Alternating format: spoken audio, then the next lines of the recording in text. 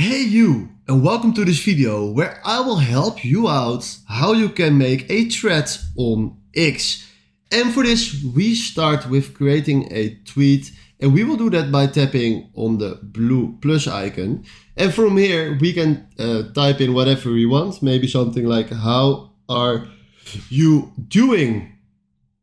Alright, and from here we want to make a thread, and that is very simple because you just need to click on the plus icon right in the bottom, and now we can make the thread like I'm doing great, and maybe we will create another thread and then we can do that again.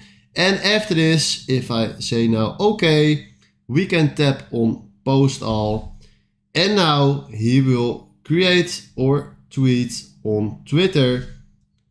If you go to a profile, tap on profile, post, and now you will see all the threads that we created.